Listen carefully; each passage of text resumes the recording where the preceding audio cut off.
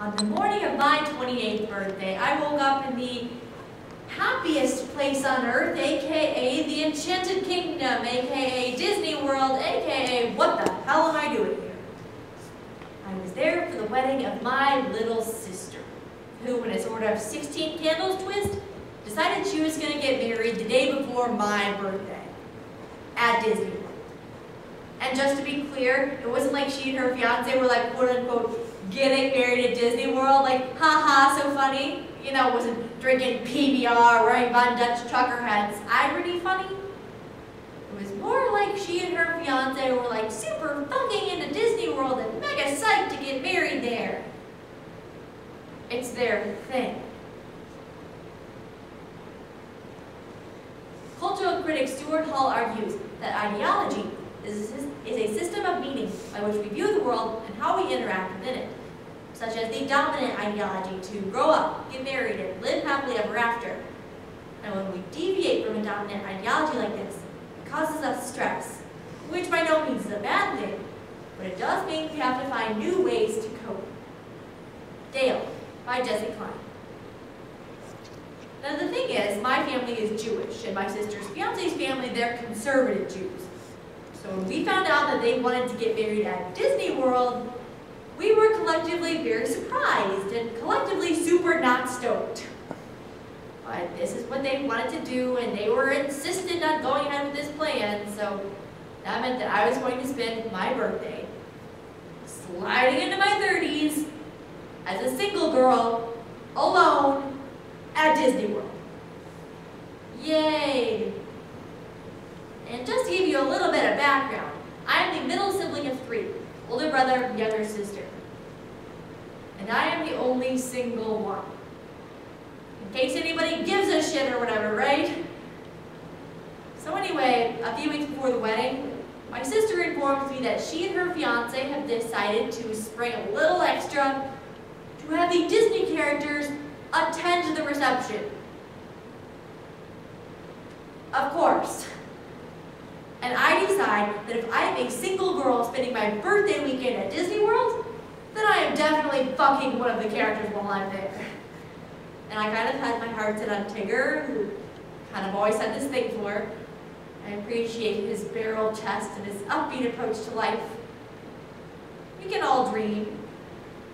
So then on Friday, my plan is to leave that morning for the rehearsal dinner, which is Friday night. However, on Thursday, after wrapping up a really long day of personal emailing and Googling myself, all of a sudden the lights pop off, my computer shuts off, and the Northeast is plunged into the worst blackout in the history of the United States. Now the power out, I didn't make it to the rehearsal dinner. But when I went to the JFK terminal the next day, I found out that they also didn't have power. And surprisingly enough, in a post-9/11 world, they also had no plan for dealing with no power. Like, at all. And there was one ticket left for the next day. On any carrier, right? $800. One way. So when I went to the flight, I was pretty anxious and upset. So I sat down and I took an Ambien. I forgot you should not take a whole Ambien before a 2-hour flight. So when I landed, I was wildly hallucinating. And that didn't wear off until about the beginning of the reception. And by that point, I was so exhausted that I decided the only logical thing to do was to get really drunk and wait for the characters to arrive.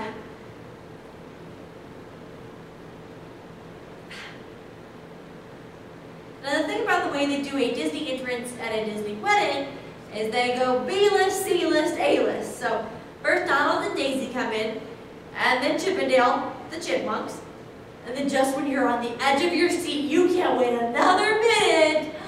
Mickey and Minnie are here. And they start us doing the aura, because it's a Jewish wedding. And the character whose hand I end up holding is Dave.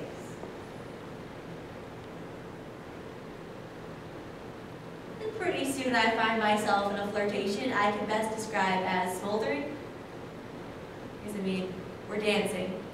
And my torso was pressed up against his furry little underbelly, and Lady in Red is playing, and my head is on his shoulder, and I realize that there will never be a more perfect moment than this.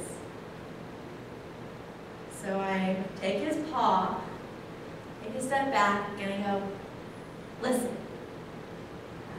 I'm having a really great time with you, and I kind of don't want it to end. I'm staying at the Contemporary Resort, room 239, and I don't know if you wanted to come back to my room, but you're invited. And Dale stops, and he takes a step back, and then he goes, it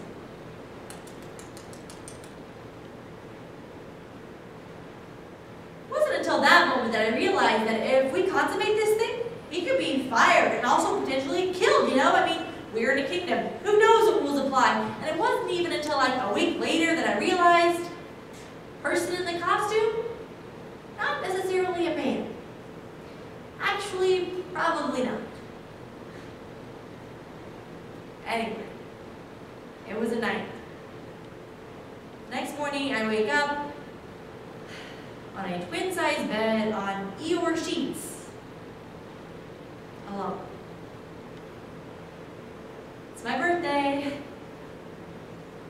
and even though my flight isn't until 10, I leave at 6 because I can't stand to be in that room another minute. And when I get to the terminal, okay, I never played the birthday card, right? I mean, I hate that, but because it's been such a crazy weekend, I go up to the lady and I'm like, listen, crazy time getting here, blackout, birthday, is there any way you can upgrade me to first class? And she's really nice about it, you know? She's like, oh, well, there is no first class in this flight, but we'll take care of you. So I'm thinking, cool, what, like an extra blanket or something? That sounds perfect. I sit down, and there's people arriving at the gate. There's like 200 people, whatever. And then we find out we're going to be delayed. So everyone's really upset. And then the lady gets on the speaker, and she's like, we're going to be boarding you all in about 45 minutes here. But I did just want to let everyone know that we have a birthday girl here today, so why don't we all sing her happy birthday?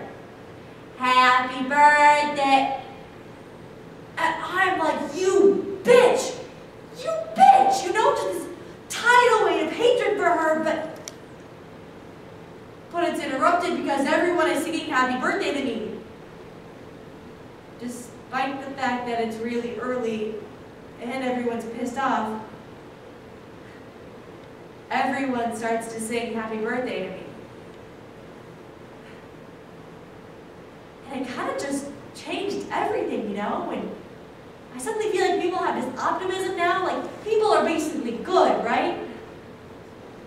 So then I go to the flight and I sit down and I'm really relaxed and I'm just thinking, I've done it. I have made it through this weekend and it's my birthday, but it's gonna be fine. So I'm sitting there just really relaxed. And then, I don't know, like 45 minutes into the flight, the lady gets on the thing and she's like, we're gonna be landing in New York in about 20 minutes here, but I did just want to let everyone know that we have a birthday girl on the flight here today, so why don't we all sing her happy birthday? And I'm like, no, because it's so obvious that the woman at the desk didn't talk to the woman on the flight, and now it seems like I'm the kind of person who tells everybody I meet it's my birthday, like I'm some 5-year-old douche. I am just so embarrassed. And then there's this guy. He's like 8 rows back, whatever. He goes really loud. He goes, we already fucking sang it.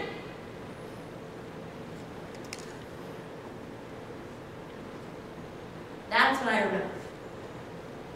People are basically bad. People are basically bad, and I slumped into my chair and waited to get back to New York, where the lights were finally back on.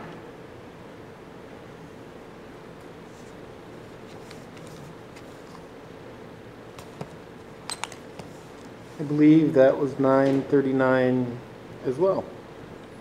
9:38, 9:39 somewhere in there.